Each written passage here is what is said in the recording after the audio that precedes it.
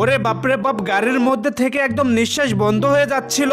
কই এখনো তো কেউ আমাকে নিতে আসেনি। আচ্ছা ওরে বাপরে বাপ, চেহারার এটা কি অবস্থা করছো? এই চেহারা পরে দেখিও, তোমাকে নিতে আসছে, গাড়িতে ওঠো। আচ্ছা ঠিক আছে ঠিক আছে, তবে এই গাড়িতে জায়গা আটবে? তোমার যে চেহারা, যদি মন চাই ওঠো। আচ্ছা ঠিক আছে উঠতেছি। কই জায়গায় তো আটতেছে না, একটু সামনে যাও না। হ্যাঁ কোনো একরকম করে বলছে, চলো এবার। কুরকুরিগুলো এমন সুন্দরভাবে ভাজছে, খাইতে অস্থির লাগতেছে। এই সোনিয়া এখানে একটু থামাও না, কুরকুরি একটু আমাদের দিবা? তোমাদের কেন দিতে যাব আমি? না মানে অনেক দূর থেকে জার্নি করে আসছি তো তাই বললাম আর কি। আপনারা যেই দিক দিয়ে আছেন সেই দিক দিয়ে চলে যান, আপনারা কেন দিতে যাব আমি? আপনি কি আমার স্বামী লাগেন? এই থাক থাক, লজ্জা দিও না, চলে যাচ্ছি, থাকো। আচ্ছা কাকি, সোনিয়াকে তুমি কি খাও? ও মোটু হয়ে গেছে কেন?